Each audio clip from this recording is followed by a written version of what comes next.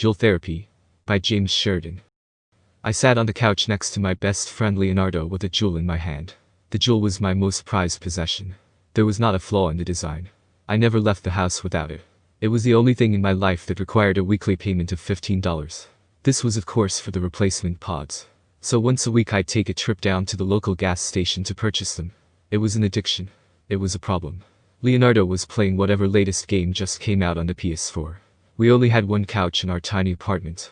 We had picked it up from someone's trash one day and brought it up. So every day Leonardo and I would sit side by side. Leonardo played his games and I just sat there ripping my Juul. Each hit of the Juul was better than the last. I needed it to survive at that point. So once again I put the Juul up to my lips. The smooth vapor traveled through my throat. The nicotine coated the inside of my lungs. And moments later the head rush. Suddenly the world slowed down for just a few seconds. It was perfect. A moment of blissfulness and harmony. The lights seemed to dim to the perfect balance. And the flavor of mango. There was nothing better than this. But the time came. I let out a deep exhale and blew out the remaining vapor. The vapor that I just absorbed all the nutrients from. And I took another hit. The hit was always strong, but I never coughed. If you ever needed a wake-up call, this was it. As many may not know, the Juul contains a large amount of nicotine. Each cartridge contains just as much nicotine as a pack of cigarettes. The feeling of the nic buzz was incredible. Everyone always remembers their first hit. It probably knocked them right over. Leonardo had a controller in his hands and eyes locked on the screen. All he could hear was the smoke flowing from the end of the Juul into my mouth. "Stefan, you should really stop that," he said, breaking the silence. Not this again, I thought. Leonardo always had disapproved of my juuling habits. He tried to lecture me on why I shouldn't be doing it. What gave him the right to give me this advice? He just sits there all day and mashes buttons around with his thumbs. I just responded how I always do. "Why? Is it bad for me?" I replied, playing dumb. "Yeah, I've told you this before. It contains nitrosonicotine, which is a dangerous group 1 carcinogen." "I can't stop," I said. And I really couldn't. I wasn't even lying with that statement. I need it. The vapor just tastes so good. How could I even get help at this point? Well, as a matter of fact, there's a new program on campus called Juul Therapy. Wow, seriously? Yeah, check this out. With that, Leonardo handed me some sort of flyer. On the front page it read Juul Therapy in bold letters. Oh no, this was a real thing. I flipped through the pamphlet, mainly looking at the testimonies on the back page. There was a picture of an old hippie-looking woman, and below it read, "This program saved my life." This pamphlet made me see something that I hadn't before. I questioned my own denial that it was a problem for my health, physically and mentally. But did I really need to quit? Did I need to stop spending $60 a month just to feed my addiction? I didn't know how to begin to answer these questions. But I couldn't drop my guard. Leonardo wasn't meant to see me in the vulnerable and fragile state that I was in at that time. "I'm not going to that," I said as I crossed my arms. "Just check it out, please. They're having a meeting tomorrow night at 10 a.m. Fine, I'll check it out," I said with a tone that was less than convincing. I really just needed to get him off my ass about it. I figured I might as well go, just to check it out.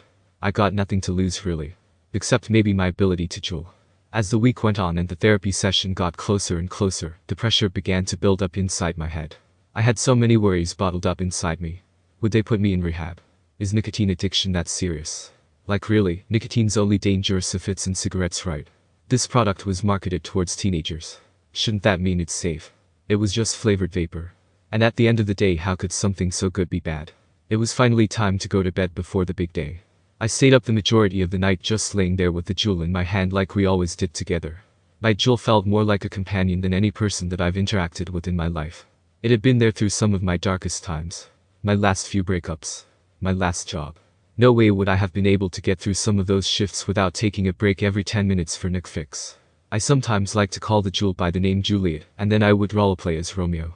The stories just went on from there. How could I just throw the thing I loved most in this world away? It was always at my side and always had my back when I was down. Was this the final act of my love with Juliet? Would we both commit a metaphorical suicide together? All of this started to make my head hurt, so I just went to sleep. "Good night, Juliet," I said, as I did every night. But that would be the last time. The next morning I slid myself out of bed like a sloth, and threw a pair of wrinkled khakis and a shirt that was way too big. My teeth were chattering as I tried to run the bristles of my toothbrush across them. I really didn't know what to expect. I dragged myself outside and then plopped myself into the driver's seat of my 2012 Toyota Corolla. I arrived at the counseling center on the campus of my college, in which the therapy group was supposedly held. I shut the door of my car and moved my feet one step at a time up to the town hall. There were other folks there already walking into the building. They may or may not have been going to the same thing that I was walking in for, but I had hoped that they were. I didn't want to be alone on this one. There were paper signs everywhere in that building that had written on them Juul therapy this way and a giant arrow below that. I followed the signs until I got to a big open room. It was dimly lit from a couple of old fluorescent lights on the ceiling. There was a circle of chairs that were placed in the middle. Both males and females were scattered amongst the seats. I sat down in the seat with the closest proximity to the entrance. I was really trying not to draw any attention to myself. Nobody said a word. We were all awkwardly waiting for whoever was leading this thing to show up. I turned next to me to see my fellow peers. The man to my right was trembling as if someone had turned the AC all the way down to below freezing. Was this what I would become if I stopped? I was a little scared to see the least. The chair that I was seated in was as stiff as a plank of wood. I wiggled around constantly and just tried to find a position to sit that was at least bearable. But I failed to do so. I was starting to get second thoughts. Was it too late to just get up and walk right out the exit? But before I could stress anymore, I heard the voice of a strong woman. I think it's time to get started. Welcome to Juul Therapy, said the leader of this group. A ray of light shined through the window onto the chair where a woman dressed in a suit was sitting. She opened her binder and flipped through the pages. She whistled a tune and had a smile on her face that felt oddly welcoming. This was it. There was no turning back. The woman sat up in her chair and leaned in to face the group. Let's hear from some of you about your week. The leader's eyes darted around the room. She looked around waiting for at least one person to respond, but everyone's lips were sealed. So she pointed at this girl in a loose blouse that was squirming around in her chair. Would you like to go first? The woman in the blouse went pale-faced for a few seconds, but then responded, sure. Hi, I'm Sweats. Hi Sweats, responded the rest of the group. They call me Sweats because I start sweating in like 30 minutes if I don't hit my Juul, she said. Sweats began rubbing her palms together. Obviously a nervous habit. So, I relapsed again. They were having this great sale at the gas station down the street. They were half off. Everyone began to murmur in agreement about this great deal. I had remembered walking by that gas station early that week and saw the deal, but totally forgot about it. After hearing this, I was kind of pissed and wished that I had bought some when I was over there. It was just too good to pass up, said Sweats, and she hung her head. The group leader didn't seem to be mad at what Sweats said though. There was still a bright smile on her face, and with a comforting tone she just replied, okay, we can always work on that. The group leader then turned to a man 2 seats down from her. The man was wearing a tank top, shorts, and flip-flops. His hands shook like he had just finished work on a jackhammer at a construction site. Even though he was fidgety, he had a grin on his face that made it seem like he was more comfortable being here than any of the other people here. And what about you? Said the group leader to the man. Okay. Hi, they call me Skinny Daddy, he said. And once again everyone responded in unison, hi Skinny Daddy. I'm really trying to stop juuling, but I'm also addicted to crack too. So how was your week? Said the group leader. Terrible. I was so desperate to juul. I had no juice left in my pod, so I looked around for some regular water, just so I could inhale the vapor, but I couldn't find any. Skinny Daddy took a big gulp before finishing his story. He was on the verge of crying. So I went into the bathroom and used some toilet water. Tears flowed from his eyes. It had been a while since I'd seen a grown man cry like that. He must have been through a lot. I assumed he had a rough childhood. Probably something in his youth messed him up in the head, and then 30 years later he's sitting in a Juul therapy session. The room was silent except for the small whimpers from Skinny Daddy. The emptiness in the room was too much for me to handle. So I blurted out, I feel that on a spiritual level, man. The group leader suddenly turned my way. She noticed me. I was now on the radar. Oh no. That was not what I had intended. All I was trying to do was diffuse an awkward tension.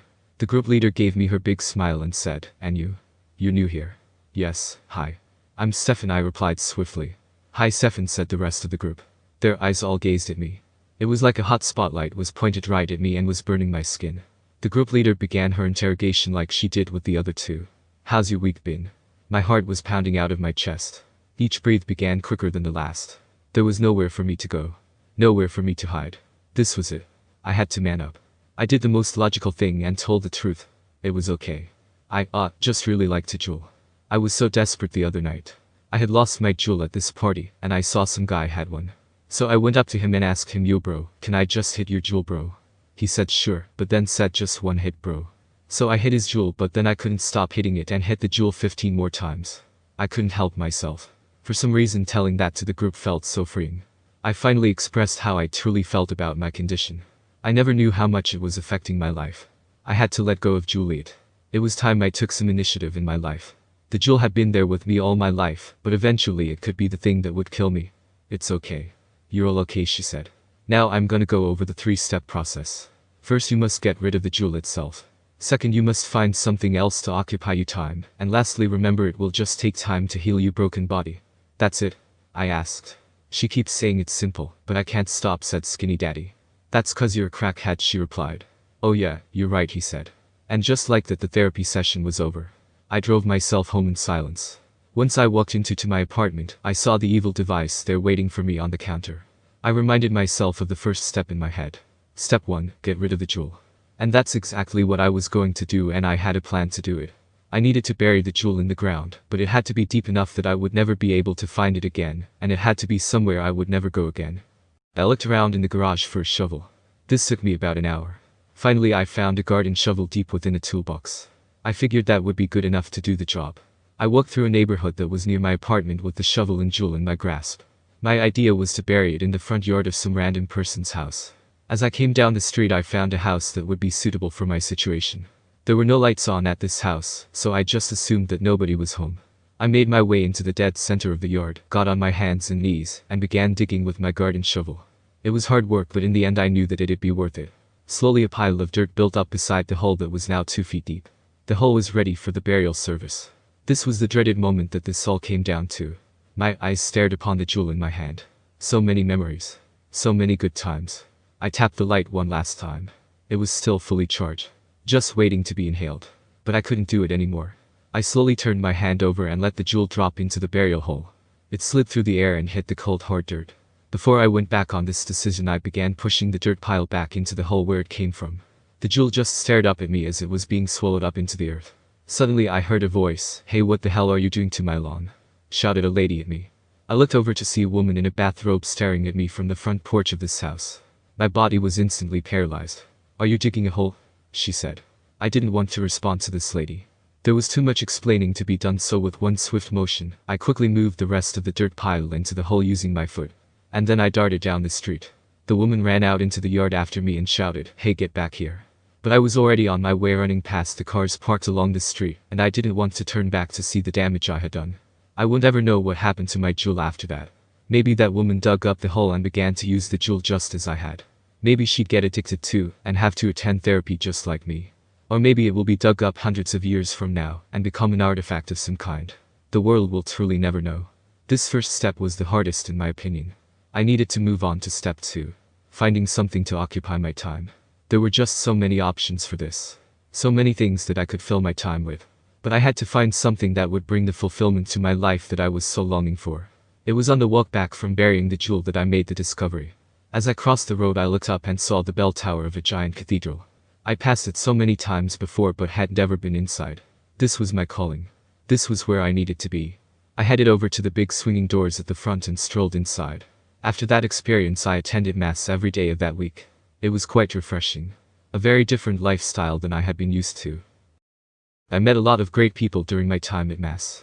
There always seemed to be this one group of older Italian men that would come in every once in a while.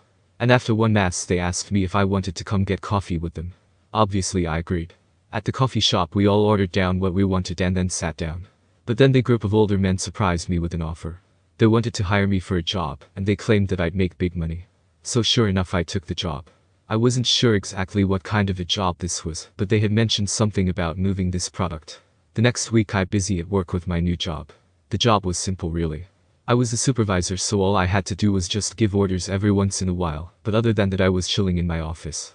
I took this free time to get some reading done from my Bible. It was only every so often that I'd get interrupted by one of the employees. The worst time was one of the days when one of my employees came in and asked me, "Hey bro, do you want a hit of my Juul, bro?" I glared at him for almost a minute. How dare he tempt me like that, I thought. Did my boss not tell him about my condition? He must not have, so I gave him the benefit of the doubt. "No, I'm a changed man. I never get high on my own supply," I said. He chuckled and said, "Okay, suit yourself." With that, the employee took the fattest strip of the Juul a man could ever rip. He blew out the vapor and said, "Hey, I also brought you this." In his arms he was carrying a large cardboard box that was unopened. "Set it down on the desk," I said. He placed it down gracefully, not to ruin any of the fragile contents. I placed a bookmark on the page one was on and set down my Bible. The next shipment was in that box. I grabbed a knife off my desk. The blade slid through the clear duct tape holding it shut. I lifted open the flaps to reveal the hundreds of boxes of Juul starter kits. Oh, it was so beautiful. Those babies were the hottest thing on the market. All we had to do was buy out all the inventory at the local gas stations, and then all the local jewelers would be out of stock, so their demand shot through the roof. We come in as the heroes and sell our collection of jewel supplies, but at a higher price obviously. Those poor bastards. All they were looking for was a quick buzz, and they'd get scammed by us. To think I used to be one of the poor bastards too. Now I was on top of it all. I controlled the flow of this money. No more would I be giving money to buy flavored pods, but now the money would be coming to me.